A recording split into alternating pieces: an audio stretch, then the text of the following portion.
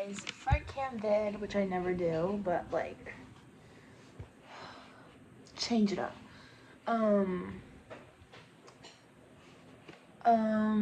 Today is, see, like, I'm like already like analyzing myself and the way I'm gonna be perceived. Today's November 16th. Actually, I'm gonna try not to look at myself. I'm not even a narcissist, you guys. I just don't know. I just wanna like, very critical of myself, I guess. But today's November 16th, and oh, I went to Barnes and Noble. This is why I started this video. I went to Barnes and Noble, picked up this book. Oh man, so perfect for my niche right now. It's called These Walls. Shout out Ava Federley. Here's her bio. It's backwards, but just screenshot it and flip it, whatever. It's called These Walls, and it's called The Battle for Rikers Island and the Future of America's Jails. And I can say I'm passionate. I guess I am very passionate about social justice, especially when it comes to like the whole thing that really got me like really intrigued with architecture was how can like architecture is such a way that you can change the prison system and like make it more about rehab rather than like punishment. And then I soon learned that like a lot of architects actually make this pact to never design a prison in their life, because every prison in the United States, like every like penal system, it's a for-profit corporation. So it's a private for-profit corporation, and ultimately you have to change the system. That's basically what I learned. I learned that before I read this book. I learned that in summer school. And I was really intrigued about the borough-based jail program, and actually like for my portfolio to apply to SAR school, I designed a new like jail cell, and it's like a room, and it's like nice windows, whatever, not whatever, but like, you know. And I read the back of this book at Barnes and Noble, and it's literally like it was so niche to like exactly like what I care about. And like this sentence, like among architects, members of law enforcement, correction officers, reformers, abolitionists, civilians, and most wrenchingly incarcerated and formerly incarcerated individuals themselves, she heard the same surprising truth over and over. And then this next sentence got me intrigued. Closing Rikers might not be a solution, but rather the start of another problem. Long story short, if you don't know what Rikers Island is, I learned about it when I came to New York. I learned about it freshman year. Rikers Island is a island really close to New York City, but it's an island, and it's a giant like island just of jail. It's a jail island. And in 2017, the mayor like announced that they're doing this borough-based jail system thing. So they're gonna close down Rikers, and they propose to have a jail in every single borough besides Staten Island. And like I remember looking at the plans on their like website, because you can see like their plans and like their like statement of like commitment, whatever. And sorry. Oh yeah, and she literally talks about the borough-based jail system on this. And I was looking through the chapters, and there's literally a chapter called The Justice Architects. Like, literally my goal. Like, guys, that's like my dream job. I do have a dream job. I feel like a lot of people are like, my dream is to never work a job and just like have money. But I do think this would be my dream job for now. My dream is that I can do multiple things and have in my own like set time. You know what I mean? And yeah, And then, yeah. Okay, wait, that was not that. And then things I was journaling about things that happened today. And I looked at this book. I didn't buy it. I only try to buy like 1 or 2 books at a time because if I buy everything I'm interested in, it just sits on the shelf and I don't read it. So I just bought this one because it was very much intriguing. And I've read it, like, you know it's good when I've already read like 80 pages day of. But this is the next book I want to read. I actually have 2 books I want to. Oh my god, I have 3 books I want to read next. I picked up this book. It's a fiction, but it's like based on a true story, like true crime. It's called Butter, and it's like, I'll tell you basically what the back said. It's basically about this woman who seduced a man. It was in Japan. I think it was in the 19 somethings. I'm about to watch like a fucking video on it. But this woman who seduced a man and killed him, and the way she seduced him was with konkatsu. I thought it was tonkatsu. That's what it is in Korean, but it's konkatsu. It's like a dish. And she seduced him because with her meal. And in the back of the book, it says like, oh, like it's been a huge case, like journalists and people are like emailing her, bombarding her, everything, and she doesn't respond to any of these like emails or messages, until one journalist asked for her recipe. And there's more on it, but you should read it. I don't know. I actually don't know if you should read it. You should read the back. But, yeah. Like, what an interesting book. And then the other book I want to read. Oh my god. Crazy. I'll tell you the crazy thing that happened. The book isn't crazy. Well, it's kind of crazy. Okay. The Brooklyn Bridge. I love the Brooklyn Bridge. Okay, this shirt's like, I cut it. It's not, okay. This is why I like don't ever use front cam. I'm like overcritical of myself. I love the Brooklyn Bridge. I love bridges. If you watched my last video, I mentioned I want to see the San Francisco Bridge. I mean, the fucking Golden Gate Bridge. Sorry, freaking the Golden Gate Bridge. I don't know. I think they're beautiful. I think it also, I probably love bridges even more because they're usually like on a body of water, or the bridges that I do like. So I love water. Oh, I picked up this book. I think it's called The Engineer's Wife. And I was like, that could be me. That could be me someday if my husband does engineering and I like design his buildings and he like does the math for me. But it's called The Engineer's Wife, and the cover says, based on the true story of the woman who built the Brooklyn Bridge. First of all, did not know a woman fucking did that. Shout out her. And wait, I want to know who is this about.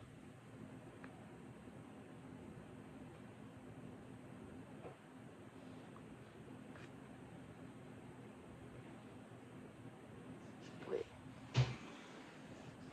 Real life person. Hold on, sorry, one sec. Emily Roebling?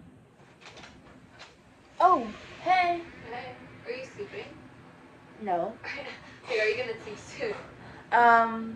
Are you tired?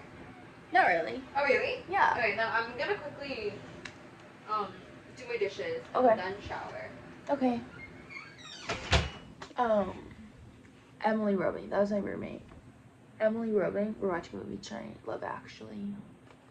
Funny, her name is Ashley. I asked her one time, I was like, do you ever get confused when people say actually? She said sometimes. She used to, not anymore.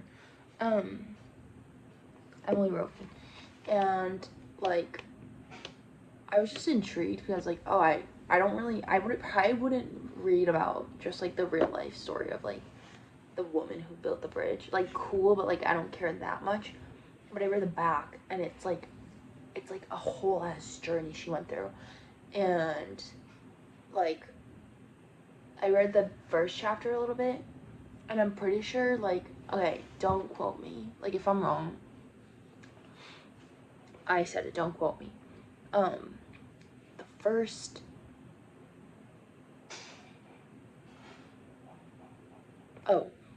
page I read, I think, like, the person who was actually supposed to design the Brooklyn Bridge, like, ended up getting really sick, so they needed someone to fill in.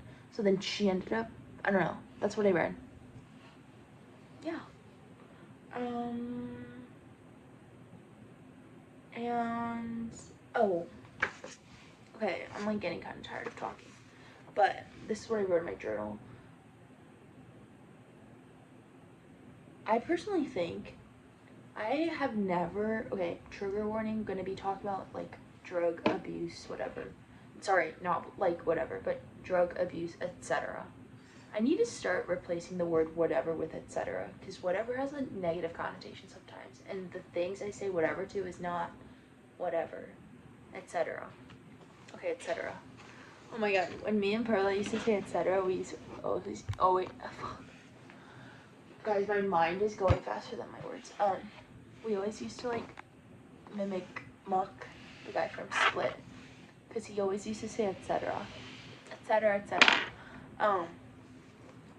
Oh, I've never had a person in my life, like, really close to me ever be super affected by hard drugs. And when I came to college, sophomore year, I had two of my really close friends. We were just having, like, a really deep talk night, and they were telling me about loved ones that have been extremely affected, and, like, I'm not gonna tell you about it, but, like, it was a very, like, long story, and, like, many factors were involved, and, like, how it affects everything. Crazy, crazy, crazy. And I was like, wow, like,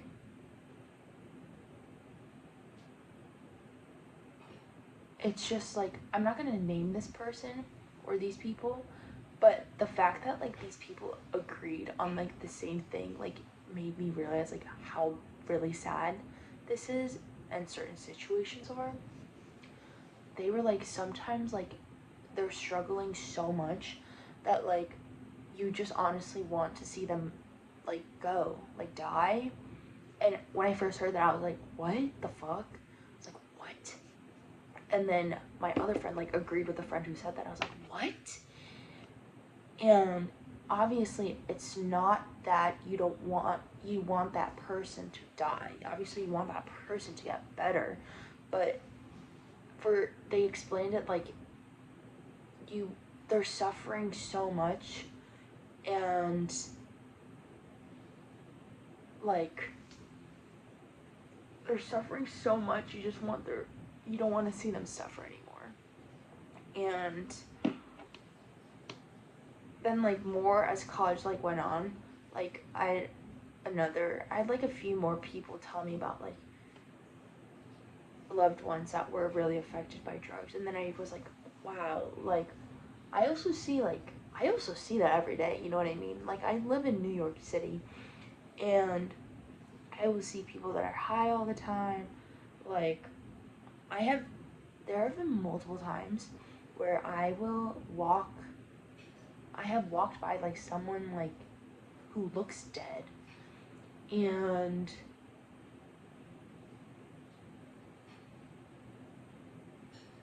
I don't know, I guess maybe next time I see that, do I, like, tap them and ask them if they're okay? Maybe I should. But I assume it's because they're, like, knocked out from drugs. But I'm just like, what if, like, they're dead? And I think those moments I walked past because there was another guy who ended up coming, or he, like, shook him, and he, like, ended up being alive. But it's, like, really terrifying. Also, my school has this. If your school has, like, a naloxone, like, training kit, take it. It could save a life, who knows? Is it Naxalon? I don't know how to say it. It's like the fucking, sorry, freaking Naloxone. Yeah. Okay. Oh, but like a thing I read in this book was like 80% of incarcerated individuals are either currently dealing with some type of drug issue or have dealt with a drug issue. And like what they said was, rather than seeing like the drug issue is like it's like a system thing. Rather than seeing or what is it, labeling as a criminal thing, like unlawful, illegal, they mentioned what Portugal does, and I did not know this. My God, America needs to learn from Europe. Fuck, I'll try to find the chapter, but basically, like Portugal changed their approach to the drug epidemic in their in their country, and rather than classifying it as like a criminal problem, they classified it as like a public health issue. And then after that, like they also implemented more like rehabilitation programs and like more like things that actually help people, I think. And then I think they mentioned this, I think they did mention that it like helped the thing go down. Hold on, I actually really want to find this. Portugal.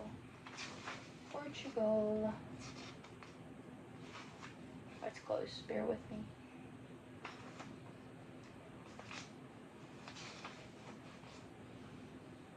Oh, okay. Shout out this author. Shout out everyone who has helped this book become its book. She felt that it was crucial that the nation shift its punitive drug laws, and she cited Portugal as a... Wait, I feel like I'm like a teacher. I'm like reading you a book. Oh my God. In second grade, we used to have reading session, and like I used to find it so satisfying when they would like have a picture book and like flip. I just like love the sound of like, I don't know, it was like really satisfying to me. She cited Portugal as a leader in drug policy that the U.S. could mirror. This European country had been a major drug capital in the 1980s, with high rates of crime, addiction, HIV, and mortality. Instead of criminalizing drug possession and consumption, in 2001, Portugal categorized it as a public health issue. Since then, drug users have been offered resources such as social workers, doctors, and attorneys. They discussed the availability of local services, treatments, and support networks. This change in approach required and resulted in an enormous culture shift in the way Portuguese citizens viewed drugs and drug addiction. People were no longer called drogados or junkies, but rather people who use drugs or people with addiction orders. I'm almost done. It may seem like semantics, but these were meaningful distinctions, and that they emphasized the disorder instead of labeling those that suffered from it. Semantics are very important. The United States, Broderick argued, needs to follow suit, shifting its focus to share reasons. Shifting its focus to the reasons a person is incarcerated rather than the simple fact that they are incarcerated. Why are they incarcerated? What made them get into that situation? Look at their family background. Look at their housing background. Look at where they're living. What were they like growing up? How was the environment like growing up? Do you know what I mean? Okay. That got really educational. But anyways, I went to the Bryant Market today, and I also had a Whole Foods hot bar. It was so good. I fucking love a hot bar moment. I can choose exactly what I want, exactly how much I want, and yeah. I had hot bar 2 days in a row, and sorry, I had a booger. Oh wait, it's not a booger. Sorry.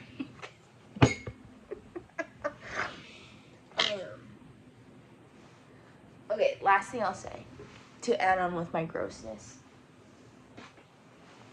I love Q-tipping my ears because it just feels so clean. And I know apparently like Q-tipping your ears is bad, but it's like, how else am I supposed to? Oh, I kind of want that like squeeze thing that like crushes everything. But, I used to say like, I wish I had like a lot of earwax in my ear all the time. So I could just like pick it out. It's so sad. Oh, sorry. So it's so satisfying. Like, you know, like when you're sick and then like your nose is really stuffy and then your boogers dry up and then you pick your nose and then it's a giant gold mine.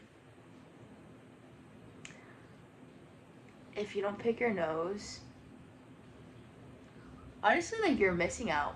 I feel like it's like very like, it's so satisfying. It's so orgasmic. Yeah. Okay. Bye. Hope you had a good one. Hope you had a great day, not a good day. If not, that's okay. Rosebud thorn of the night. Tell your friends you love them. Wait, what else?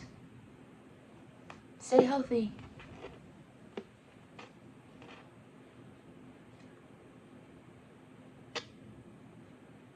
Okay, bye.